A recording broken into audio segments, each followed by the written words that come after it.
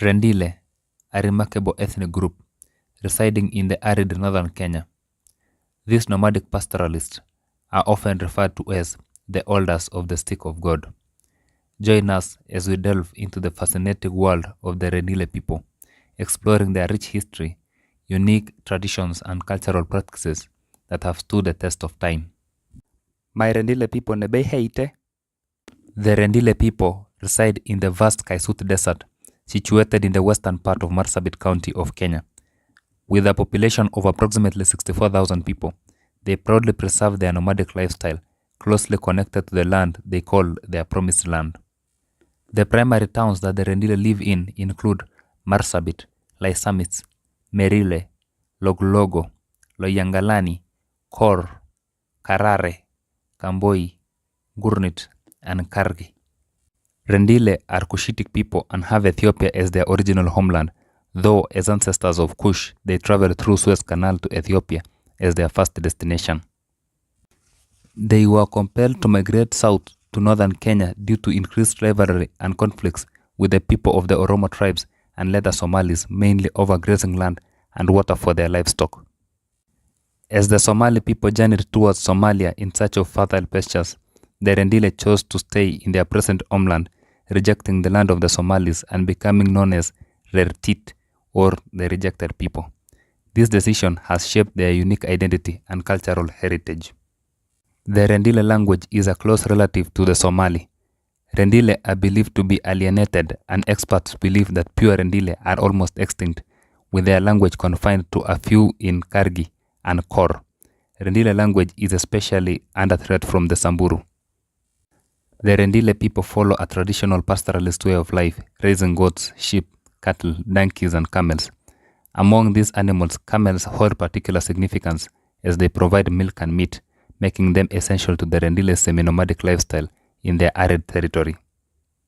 Camels are well adapted to the harsh conditions, and their unique design allows them to serve as a means of transportation for shifting between sites, carrying essential family belongings on their backload. The nomadic lifestyle of the Rendille has become less prominent with the development of boreholes and centers that allow a permanent existence. Their staple food consists of meat and a mixture of milk and blood known as banjo. The Rendille are organized into an age-grade system of patrilineal lineage groups known as Keia, which are subsumed under 15 clans or group. Of those, only 9 are considered the authentic Rendille. These northern Rendille or Rendille proper are consequently the ones that are included in the traditional Rendille moiety or Belesi. There are 9 subclans of northern Rendille, which include the Uruwen, Dispahai, Rangumo, Lukumai, Tupsha, Gartailan, Martaba, Otola, and Sale. The remaining 6 clans that are excluded from the moiety consist of mixed individuals and are often referred to as the Southern Rendille. It comprises of the Ilturia and the Arial, who also had cattle and are closely related to the Samburu. Due to the intermarriage with the Samburu tribe, there is now what can be termed as a hybrid culture. With the recent droughts, transition is underway, and in the near future, there is a chance that their pure nomadic ways of life will slowly die. The Rendille clans established temporary settlements known as gobs near wells which bear the name of the clan, subclan, or the elder of the family. These settlements serve as their base, but they do not stay there for extended periods. Instead, they move 3 to 5 times in a year in search of water sources and grazing areas. The villages consist of about 24 houses known as manyatas or homesteads, accommodating around 120 individuals. These manyatas are constructed with semi-spherical huts made from branches and covered with leather or canvas. The responsibility of dismantling and relocating houses falls to the women. Close to the manyatas, an enclosure of woven branches provides protection to the camels during the night. Each type of livestock, such as camels, sheep, goats, and cattle, has a separate camp attended to by the people of different age sets. Within the community, elders and chiefs assumed leadership roles, guiding the traditional way of life. The Rendille people adhered to a traditional religion centered around the worship of Wak, which held a great significance in their culture. In the related Oromo culture, Wak symbolizes a single god of an ancient pre-Abrahamic monotheistic faith followed by various Kushite groups. The Rendille family believe that their presence in the desert is not accidental, but rather destined as their promised land. Their popular morning prayers express their devotion to work or Ngai, acknowledging that though their deity cannot traverse mountains or seas, it remains with them in their cherished promised land, safeguarding their past, present, and future generations. Within the traditional religion of the Rendille, several practices are observed, including prayers to the moon, animal sacrifices, and veneration of ancestral spirits. During the night of the new moon, which is a significant event in their religious calendar, the firstborn son of each family sounds the horn as the ceremonial custom. Red paint is made from clay and applied to their skin and hair, while incense from local trees is burnt as offerings to the god of the new moon. At 8 p.m., prayers are earnestly offered to seek blessings, including a special prayer for a long life, reaching out to the new moon and invoking divine favor for a lengthy and fulfilling existence. During eclipses, heartfelt prayers plead with God to remain alive and present with them. And when the moon shines once again, jubilant expressions of gratitude affirm their belief in the living and guiding presence of their God. The Rendille people also seek insight into the future through the services of fortune tellers who provide glimpses of what lies ahead. In times of drought, they perform sacrificial rituals to entreat their god of rain. Some offer small lambs to the god in dry riverbeds, while others journey to Mount Moile, where the men provide sacrifices of goats while women sing and pour milk as they seek divine intervention for the much-needed rainfall. The ancestors hold a significant place in their religious practices as well. Ancestral spirits must be appeased to ensure harmony within the community. When a man passes away, his manyata or homestead is burnt and a sheep is sacrificed to honor his memory. The family then relocates to a new place. As they pass by the previous site, they place milk, water, or tobacco on the grave as the offerings to soothe the spirit of the departed. Within the Rendille society, there are practitioners known as the Lariboni, or traditional witch doctors, skilled in sorcery and play a crucial role in aiding people with healing and deliverance of individuals affected by mental afflictions and other challenges. Additionally, there is an esteemed figure called the Oloiboni, who serves as a diviner and foreteller, providing insights and predictions that hold significance within the community. The Rendille also perform annual Passover ceremonies known as Sorio, a term that translates to sacrifice to God. During this sacred event, the firstborn son of each family takes part in the ritual by slaughtering sheep and anointing the doorsteps of their homes with the animal's blood.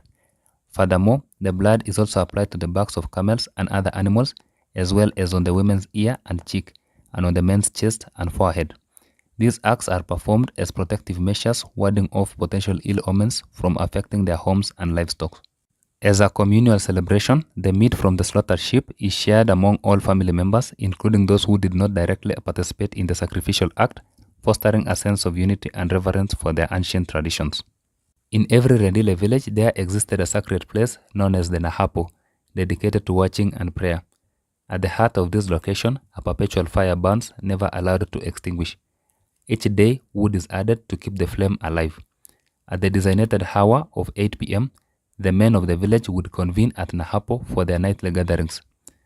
Among them, a chosen man from the Sale sub-clan assumes the role of the prayer, as the Sale men are revered as the prayer men. When Islam reached the Rendille territory, efforts were made by the Muslims to convert the Rendille to their faith, but they resisted. The Muslims advocated prayer to Allah with faces to the ground, while the Rendille family believed that prayer should be made facing towards the heavens. In response, the Rendille gathered all the copies of the Quran that had been distributed among them and ceremoniously burned them at Mount Moile. Although some individuals embraced Islam at early times, their numbers remained relatively small in comparison to the broader community. The foundation of Rendille culture rests on the strict segregation of genders during significant cultural and spiritual ceremonies.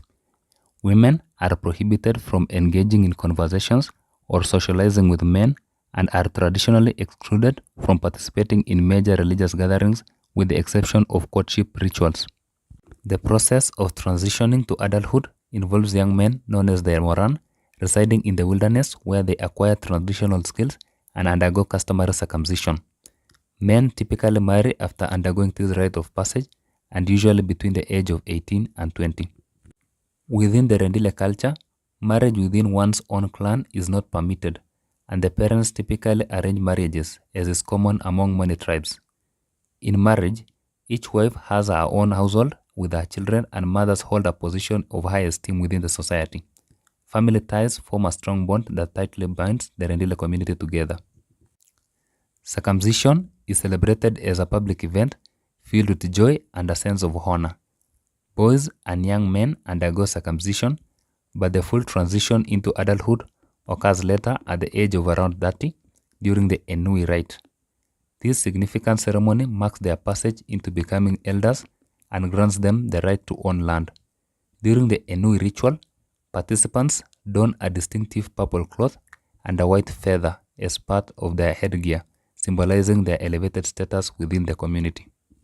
At the ultimate stage of acceptance as an elder, the distinctive cloth worn by the Rendille undergoes a transformation into a checked pattern.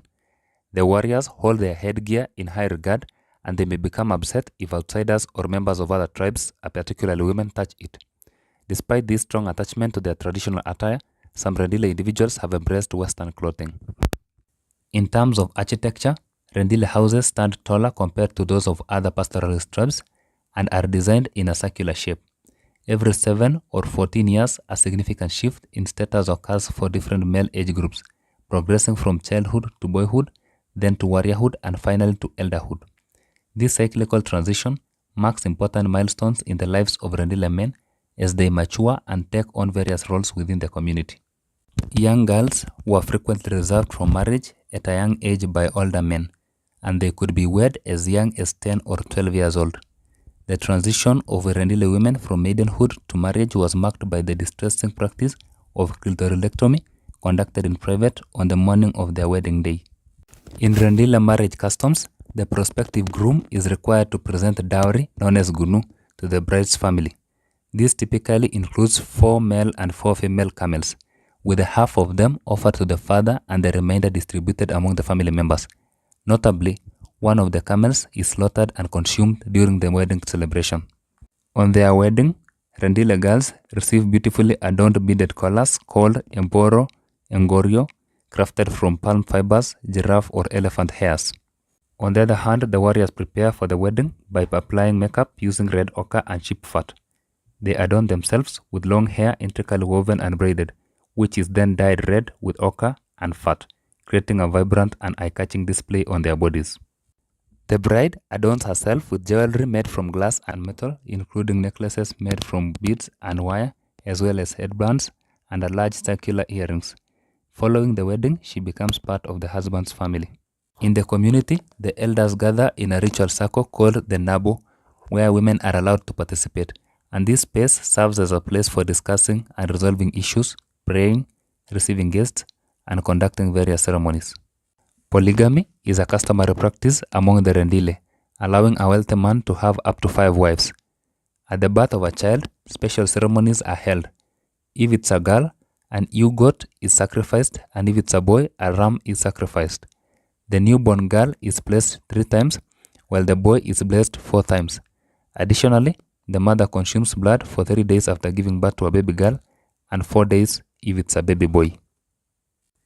Regarding death rituals, a celebration day is observed where the belongings of the deceased are distributed as gifts to those attending the ceremony. The ceremonial rituals of the Rendille can be categorized into naming, circumcision, marriage, and death. Each of these ceremonies is accompanied by highly significant events and practices serving as important rites of passage in the community. Rendille women adorn themselves with beautiful beads worn around their necks, wrists, and ankles. The Moran or young warriors don colorful shukas which are wrapped around their bodies, and they dye their hair using a mixture of mud and minerals. Men usually wear wrapped cloth instead of trousers. While Western clothing is becoming more popular, it is still more common to see men from the Rendille community still donning their traditional attire. The Rendille calendar operates on a system of 7 or 14-year cycles, incorporating both the lunar and solar elements. Passed down through the oral tradition, this calendar plays a crucial role in determining the different life stages that men must go through before reaching the elder status. Additionally, it meticulously regulates the movements of the Rendille clans across their ancestral lands, preventing conflicts over resources such as the forage and water rights, and also safeguarding against overgrazing that could lead to desertification of their already challenging environment. The calendar also influences women through the Sepade institution, wherein women of a particular age set postpone their marriages, resulting in a notable decrease in overall rendille fertility. Every 7 or 14 years, there is a significant advancement in the status of male age sets, transitioning from childhood to boyhood, and then to warriorhood, and finally to elderhood. The world of the Rendille people is really captivating, a proud and resilient ethnic group whose traditions have endured through generations. However, their culture stands at the crossroads of tradition and modernity, and we witness their quest to preserve their unique heritage while embracing the winds of change. Thank you very much for watching this video, and do not forget to like and subscribe so that you do not miss any future videos. Thank you and have a great time. Isagarna.